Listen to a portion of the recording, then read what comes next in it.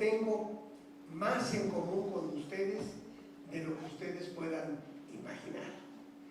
Yo también me eduqué en los Estados Unidos, fui a la universidad todos los años del college, el equivalente más o menos de la licenciatura mexicana en Estados Unidos. Tuve el privilegio de hacerlo en la Universidad de Harvard y posteriormente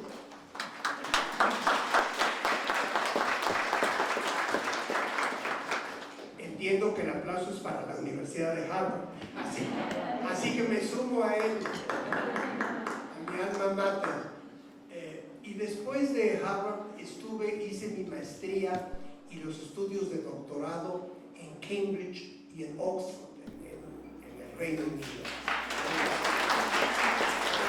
Les aplaudo a esas universidades. De modo que sé lo que es vivir en países de habla inglesa cuando uno o bien nació, que es desde luego mi caso, o bien, lo que creo que es el caso de muchos de ustedes, tienen una ascendencia, aunque quizá algunos de ustedes hayan nacido ya en los Estados Unidos.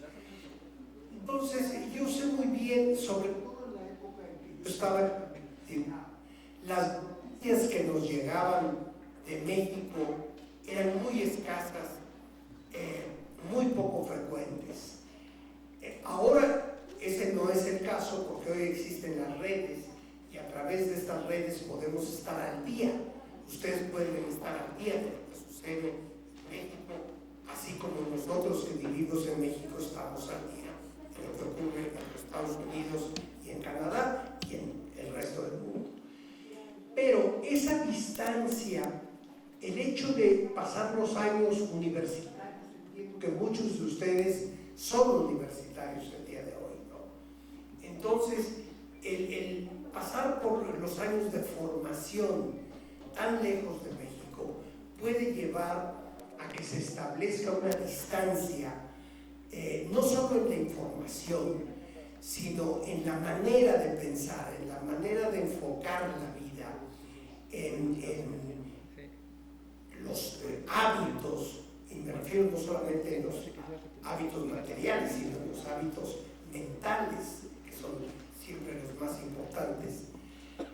En esos espacios se puede establecer una gran distancia con el país que para ustedes es o el propio o el de sus padres o abuelos.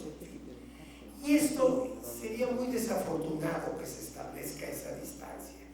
Yo creo que ustedes pueden desde los Estados Unidos o desde Canadá seguir muy cercanos a este país que tiene riquezas culturales especialmente tan grandes y que luego se pierden de vista cuando uno vive en el extranjero. Uno tiende a pensar que todo es la realidad que se vive en los países altamente desarrollados, ya sea Estados Unidos, Canadá o los países más desarrollados de Europa, donde también hay muchos estudiantes mexicanos. Pero a mí me parece que cuando vive uno en el extranjero, es muy enriquecedor para cada uno de nosotros tener muy presente la realidad mexicana, el extraordinario pasado cultural mexicano que es milenario, a diferencia del pasado cultural de las naciones que están más al norte de México.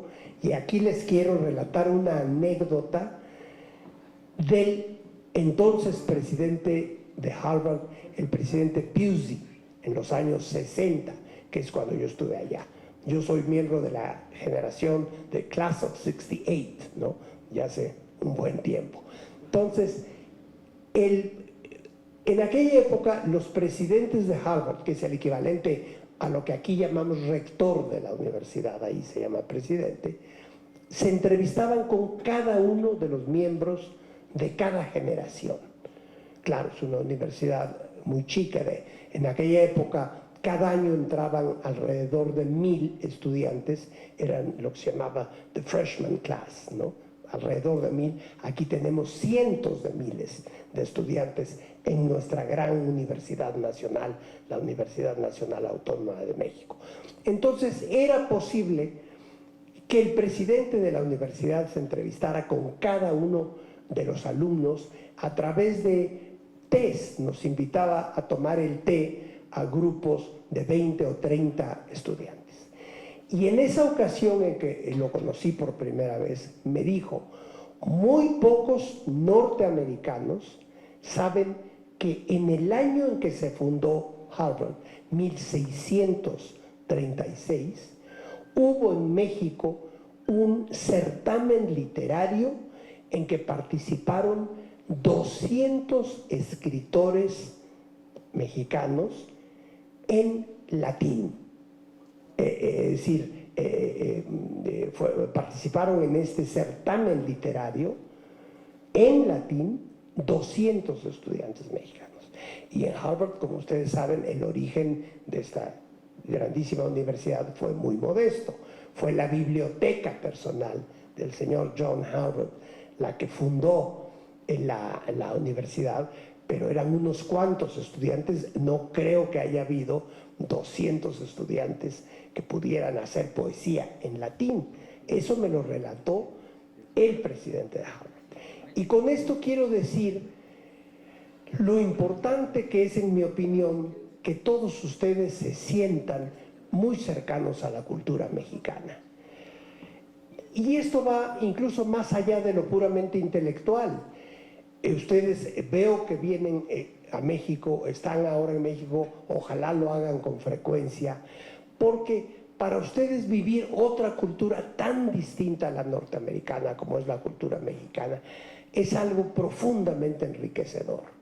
Tenemos que tener todos, yo creo, la perspectiva de que cualquiera que sea el país en que nos tocó nacer o en el que nos toca vivir en un momento determinado, no es necesariamente la última palabra o lo más avanzado del mundo. En el mundo lo que hay es una inmensa riqueza de distintas culturas, de distintas naciones, de distintas lenguas, de diversas tradiciones, y eso en conjunto es lo que da la riqueza que tiene la humanidad, ¿no? No debemos pensar nunca que ahí donde nos toca vivir es lo máximo, porque no lo es en todos los sentidos. Desde algunos puntos de vista pueden ser países muy avanzados, no tanto desde otros puntos de vista. Y ahora un país como México, que tiene inmensos problemas, ustedes los conocen. Para mí el mayor de los problemas que hay en México es la desigualdad económica y social. Otro problema contra el cual el gobierno de cuyo partido yo formo parte, y de hecho fui uno de los fundadores, como creo que también lo fue la senadora Carabeo, del partido que está en el poder hoy en México, de Morena, tratamos de abordar este segundo problema que voy a mencionar como algo esencial a este gobierno y a nuestra lucha. Es la batalla contra la corrupción, ¿verdad? En fin, tenemos grandes retos en México que yo creo que estamos avanzando en tratar de resolver, pero claro, como son problemas, la desigualdad y la corrupción, por darles dos ejemplos, que han persistido en México a lo largo de decenios, si no es que de siglos, no es fácil eliminarlos en unos cuantos años, pero vamos en el camino, creo yo. Cuando menos tenemos eso como un ideal absoluto, la lucha contra la desigualdad y la lucha contra la corrupción. Pero si bien México tiene estos problemas ancestrales, insisto, tiene también inmensas ventajas, aparte de las culturales a las que ya aludí.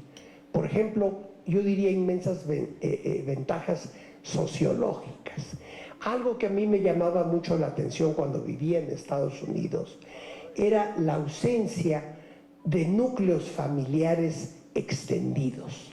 Generalmente en los países más altamente desarrollados hoy, la familia se define como la pareja, 1 o 2 hijos y el perro, nada más. Pero no hay esta institución extraordinaria, maravillosa de los países latinos y ciertamente de México, que es la familia en el sentido extenso.